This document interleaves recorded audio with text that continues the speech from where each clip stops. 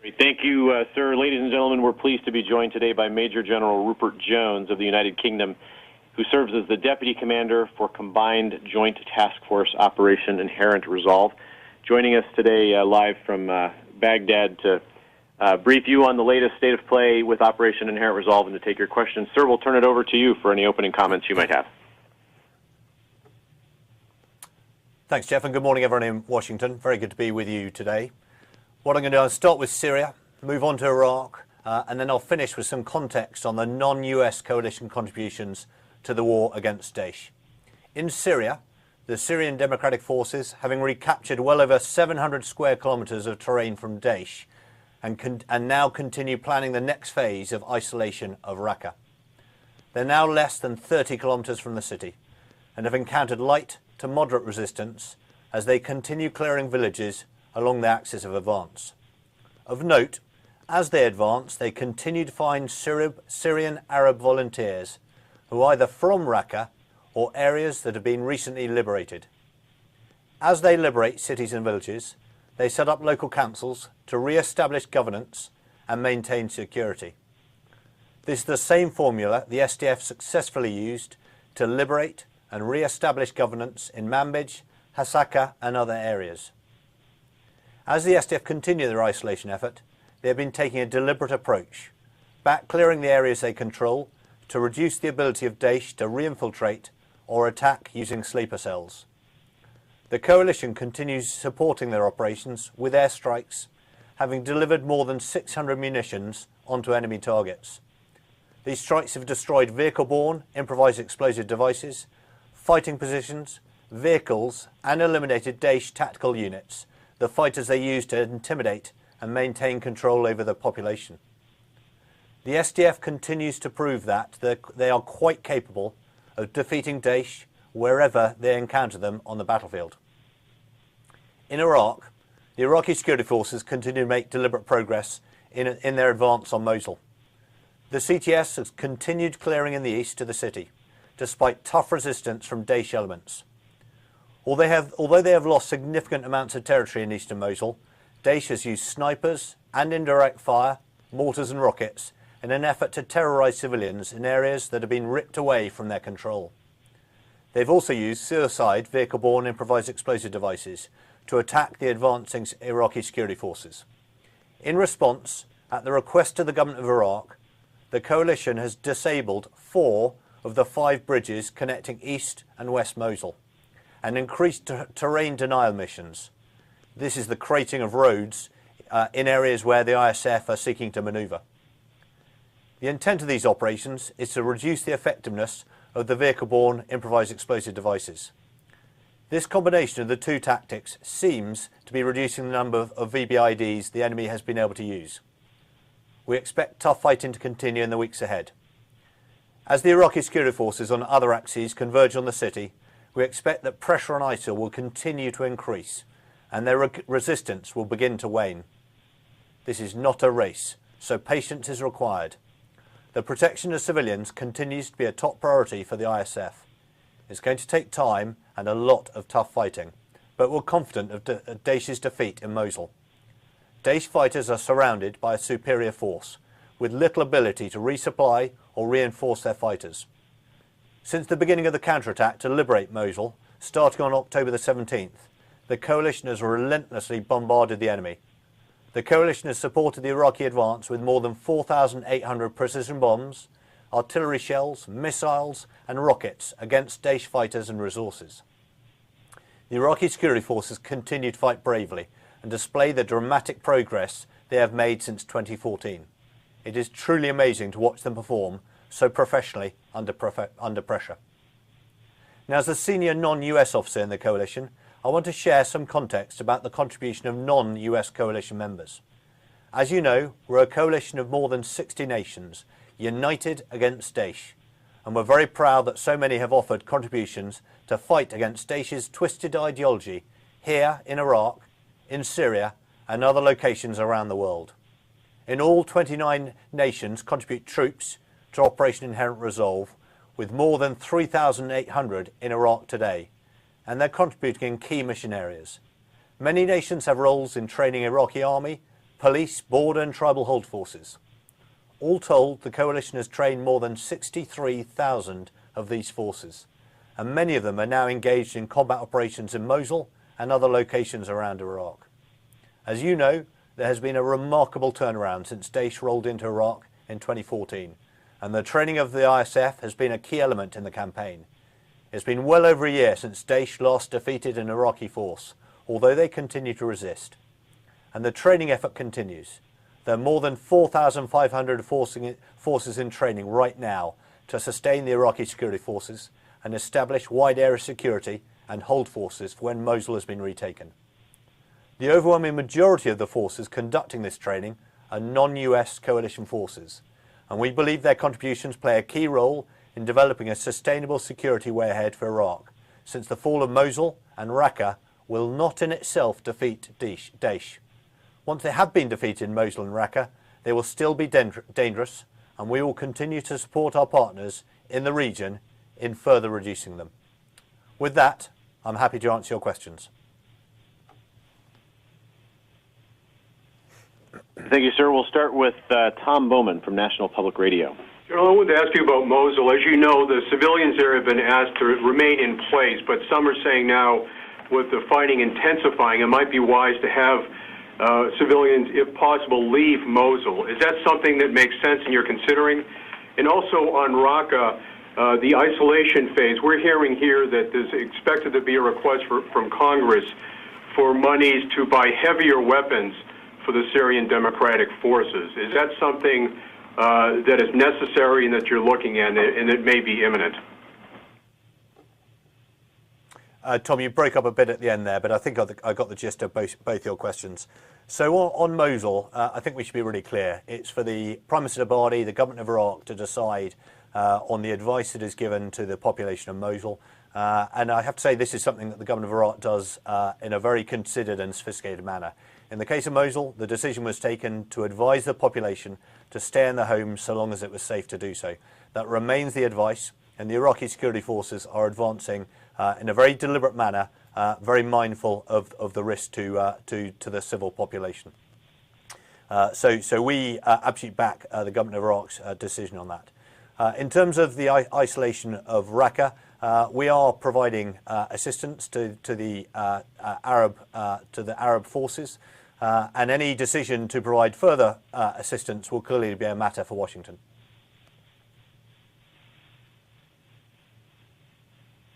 Also, we're hearing that it could be several months before the SDF enters Raqqa, maybe 3 months. Is that roughly what you believe? Well, look, I think the first thing is timelines are not particularly helpful. The key is that we defeat Daesh in both Iraq and Syria and in a considered but timely manner. Exactly how long that takes will depend on events on the ground. The key is to isolate Raqqa. That is happening. The SDF forces are doing that. And when the conditions are set, we as a coalition will support the forces to seize Raqqa. But I wouldn't wish to put a timetable on it. I think that would be false to do so.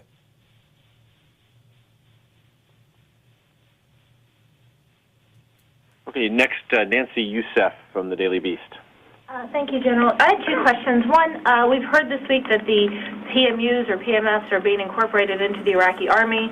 I'd like to know how that potentially affects fighting and how you anticipate that could affect the shaping of Mosul after its presumed liberation. And secondly, you mentioned earlier that you don't like timelines, but we know that the Iraqis had a timeline for Mosul. I'm not asking you for where they are in that timeline in terms of the end date, but it seems that they are slower than they had anticipated in terms of this part of the campaign. Is that a fair characterization? Thank you.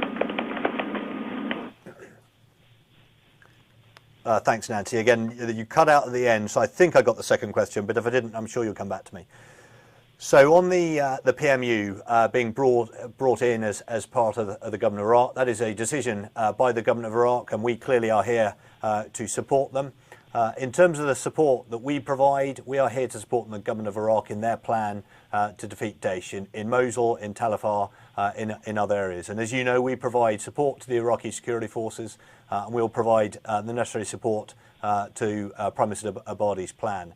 So from our perspective, this bit of legislation I don't think fundamentally changes how we do our business.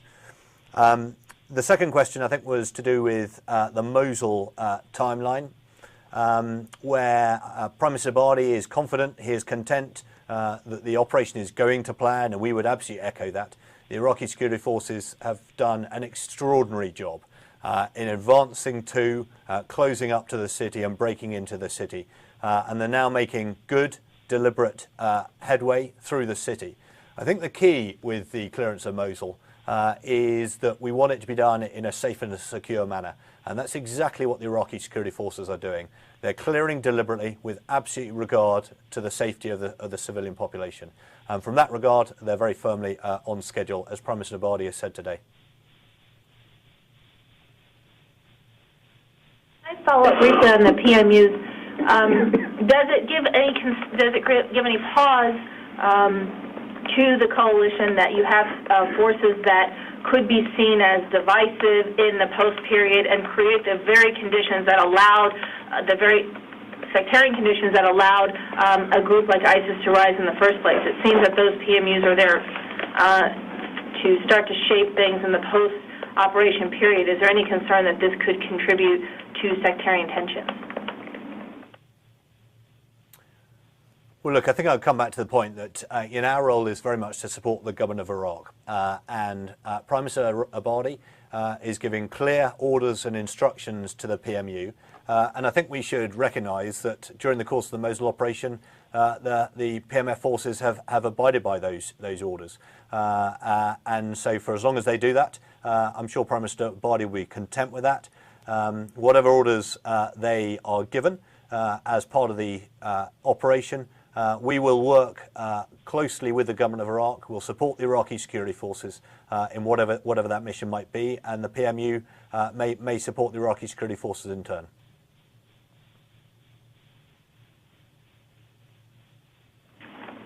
Sir, I don't know your name, I'm sorry. Sure, that's fine. Wyatt Goolsby with EWTN, the Global Catholic Network.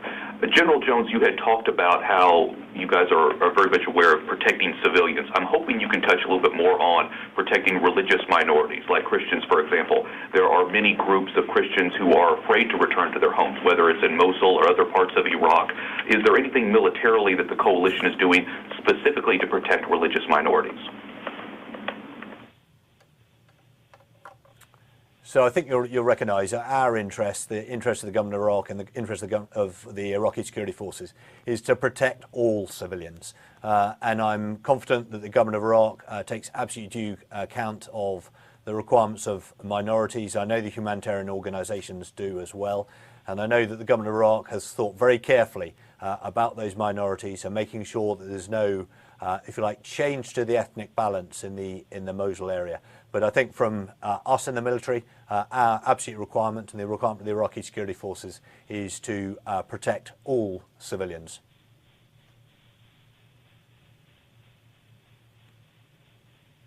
Next we'll go to Kassim Aleri with Anadolu News Agency. General Jones, in the initial shape of Mosul battle was apparently leaving the western part of the city open.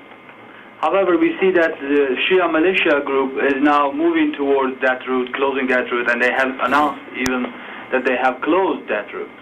Is this part of the coalition plan or Iraqi plan for the Mosul battle, or is it just an attempt by the militia group itself?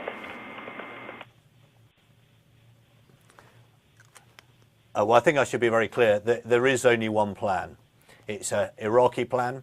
And we, the coalition, are here to support Prime Minister Abadi in the execution of his plan. And as I touched on earlier, the Popular Mobilisation Forces have so far absolutely abided by Prime Minister Abadi's orders. And therefore, was it part of the plan for the PMF to go out into the west of the city? Yes, it was. Have they done it at the instruction of the Prime Minister? Yes, I'm confident that they have. So this is very much an Iraqi plan, and we are here to support them. So how does this movement by the Shia militia help the coalition effort to liberate Mosul?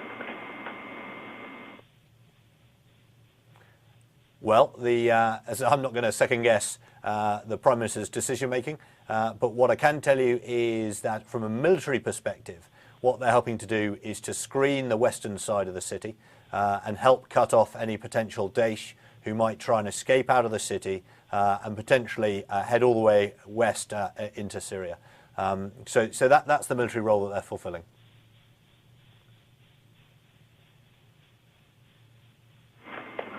Next, we'll go with Jennifer Griffin of Fox News.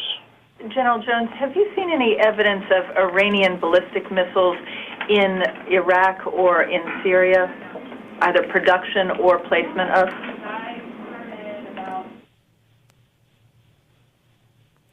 I think that's quite a simple one.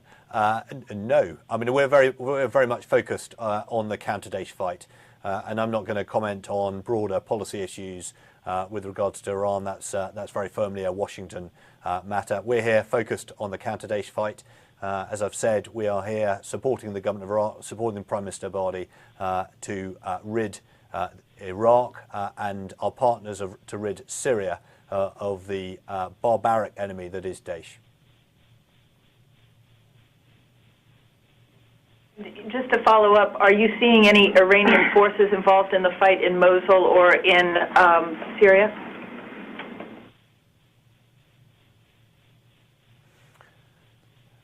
So we're not seeing any Iranians specifically. Again, I don't want to pass comment on that in detail. But as I say, there are a number of actors who are here to support the government of Iraq. The coalition is part of that. I mean, it's well known, and it's no secret that there are strong and entirely reasonable ties between Iran and Iraq, as you'd expect between two neighbours. There's nothing peculiar or suspicious about that.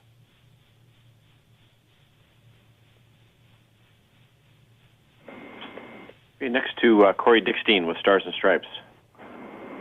Hey, sir. I wanted to see if you could expand a little bit on the bridges that were disabled in Mosul. Can you tell us, were they taken out in airstrikes? And can one infer that most of the V-beds are being made in western Mosul?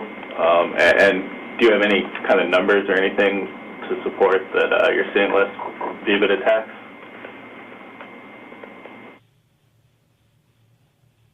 I think I got most of that question, which was about the bridges. The back end of it, you may want to come back to me on. There was something to do with numbers, which I didn't quite catch. So we have hoped to leave the bridges intact for self-evident reasons. They're fundamental to the economy of Mosul after the liberation of the city. But it was becoming increasingly clear to Prime Minister Abadi that the enemy were using them to have free flow between the west and east of the city, to bring in explosive devices, to attack the Iraqi security forces, and to move fighters, fresh fighters, in and out of the east and west of the city. And for that reason, the Prime Minister Abadi made the decision that he had little choice but to disable those bridges to prevent the Daesh from doing that. And that is exactly what we have done on his behalf. And forgive me, I didn't quite catch there was a follow-up element doing numbers, which I'm afraid I didn't catch.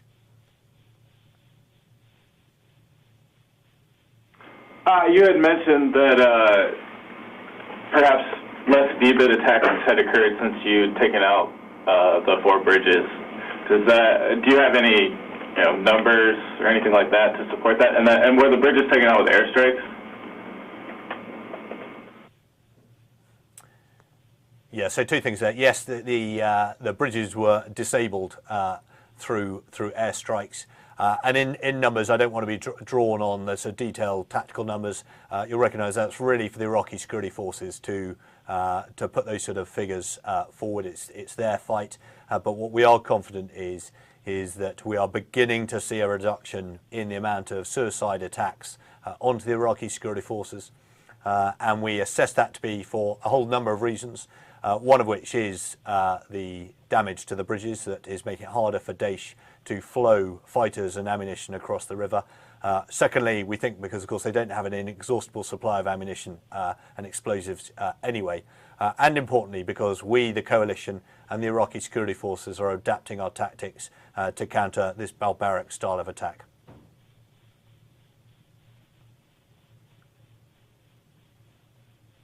Next we'll go with Carla Babb from Voice of America. Hi, General. My question's on Raqqa. While the SDF, which is made up of a lot of Kurdish forces, is encircling Raqqa, Turkey has, a lot of Turkish officials have said that they want to sweep in from Al-Bab and help with the Raqqa fight.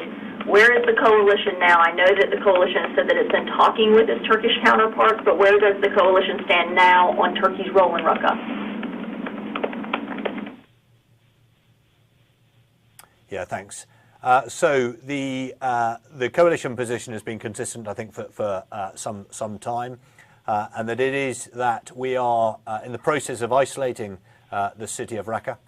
To do that, we are using the Syrian Democratic Forces. They're the forces on the ground. They're the forces capable of isolating the city. They're therefore the forces that give us the fastest and most effective route to rid Raqqa of Daesh, and therefore increase security to the region, but also globally. So that's the first thing to say. The second thing is, of course, we'll continue to work with Turkey and with our other partners, and we will find the most effective force to retake Raqqa. And we are open to options for that. But in terms of isolating the city, that will be the SDF supported by the coalition. But as I say, we will continue dialogue in terms of what force might be able to help with retaking Raqqa in a timely manner.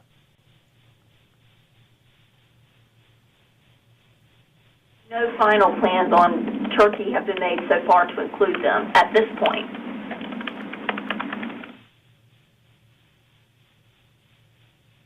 No, forgive me. There was something about Turkey. I'm afraid I didn't get the rest of the question. Okay, I'll repeat.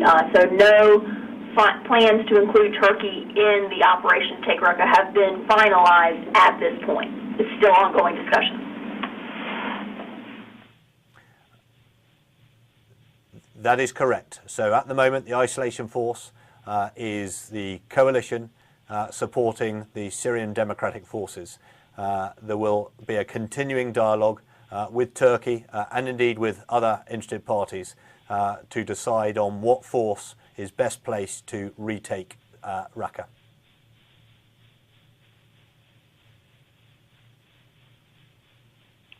All right, next to Courtney Cubey from NBC News. Hi, General. Since you're speaking about Turkey anyway, do you have any information about the Turks announced yesterday that a couple of their soldiers are missing in northern Syria? Is that I know that there's the Turkish unilateral operations and then there's the Turkish coalition operations, and I think this one falls in the first category. But do you have any information about that? And were there any other coalition members with these soldiers at the time that they went missing? So as I think you'll know from what's been announced publicly, as you say, 2 Turkish soldiers appear to have been taken. That took place, as I understand it, in the area of Al-Bab, where Turkey are conducting operations. Those operations are not being conducted as a direct element of the coalition. But of course, Turkey is an important ally to us as a NATO partner and as a member of the coalition. And therefore, we are supporting Turkey in trying to recover their 2 individuals. Can you give us a little information about how the coalition is supporting? Is it with air assets, ISR?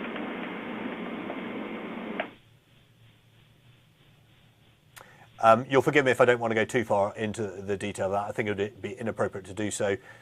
You'll recognise this is a personnel recovery operation. It is therefore inherently sensitive. And I think we wouldn't actually be helping the Turkish very much if we therefore divulged the nature of the assistance we're providing. I think the key is that we work to support Turkey in recovering their 2 individuals. And then if I could just ask one more on Mosul. The CTS have been taking some pretty heavy casualties in the east in the past couple of weeks. Are you seeing any sign that their casualties, whether it's injuries or deaths, are becoming unsustainable for the CTS to maintain the push into Mosul, and that there needs to be some sort of like bringing in more Iraqi infantry, or there needs to be some change in how hard the Iraqis are deploying the CTS? I know that this is an Iraqi issue, but as a partner of theirs, are you seeing any signs that there needs to be a change?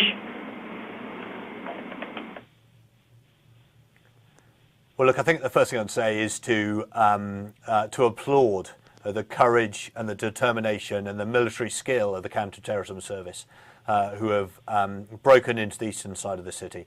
They've done so, as you indicate, at great cost, but they are great patriots on behalf of Iraq, and they want to contribute to the liberation of Mosul, and we should applaud them for that.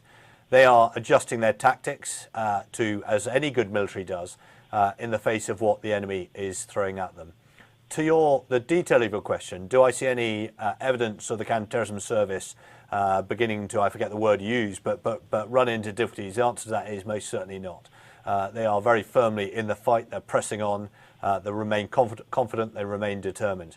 What we must do as a coalition is to help them to advance through the city. We continue to do that by adjusting our tactics, by giving them better and better fire support, but also we can help them by replacing some of their battle-damaged vehicles, and we are most certainly doing that.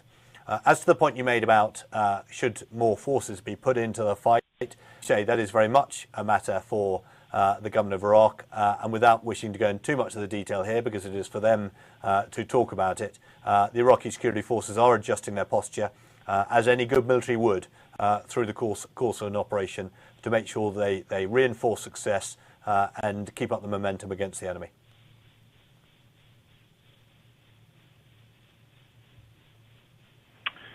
All right, the queue is empty. Anyone else questions?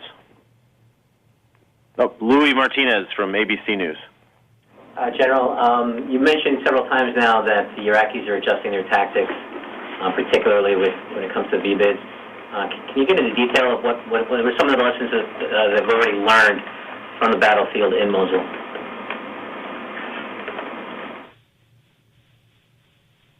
Yeah, sorry, I didn't get the back end of your question, but I got the front end, which was about how the Iraqis are adjusting their tactics.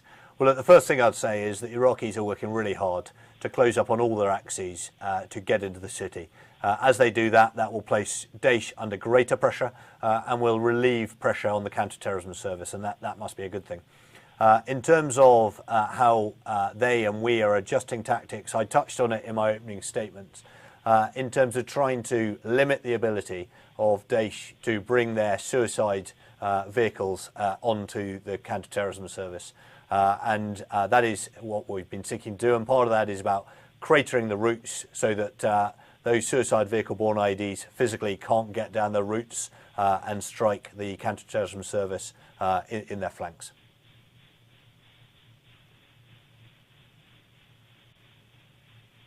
If I could follow on again, overall on the whole battlescape of the battlefield there in Mosul, what are other lessons that you've learned? And then just a quick follow-up on the bridges. I imagine that these are pinpoint disabling, as you put it, of the bridges, not total destruction of the bridges. Would that be accurate? Yeah, to that second point first, exactly as described. They have not been destroyed, they have been disabled. We've done that in a very careful manner, unlike, of course, what Daesh would do if they sought to destroy the bridges, which would leave them inoperable for a considerable period to come, no doubt. So we've done it in a very considered manner. I think the first bit of your question was about the overall situation of Mosul. I'll comment to that. If that wasn't your question, then please do come back to me. I think I would defer to Prime Minister Abadi, not least because it's his plan, but secondly, because he's absolutely right when he says the operation is going well. It's on track. It's on broadly on schedule, if you can call it such a thing. The Iraqi security forces have closed up to the city. They've done the hard yards. They've cleared the towns and villages leading up to the city, and then they're now into the hard fight of getting through to the river. And my sense is that the enemy are beginning to struggle. These things do not happen quickly. Anybody who studies a history book will know you do not liberate a heavily defended city the size of Mosul quickly, and patience is therefore needed. Patience is needed by politicians, patience is needed by the military. And I'm confident that with that patience, we will slowly squeeze Daesh and the civil population will be liberated and will be released from the scourge of Daesh.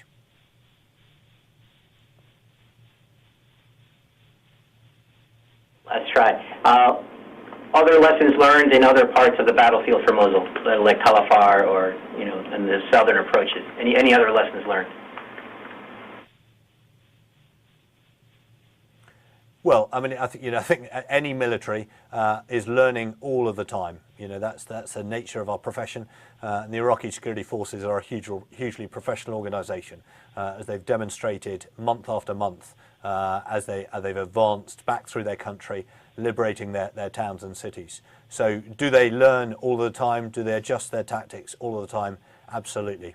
I can guarantee if we flew ourselves forward to a forward outpost of the counterterrorism service right now, over their cups of tea, they'll be discussing their day's fighting and they'll be discussing how they refine their tactics for tomorrow. That's what the best militaries do, and I can guarantee that's what the Iraqi security forces are doing right now.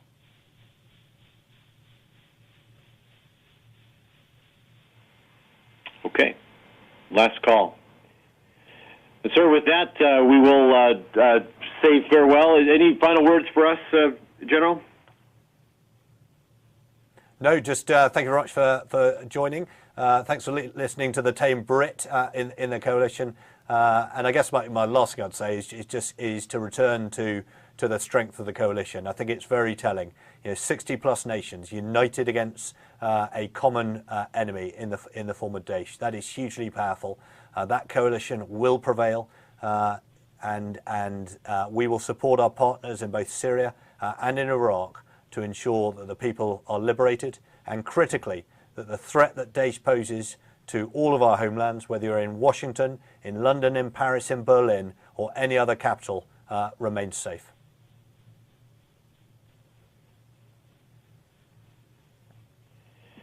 Thank you, General. We appreciate your time, and we look forward to hearing from you again soon. Thank you, everybody. Thanks very much.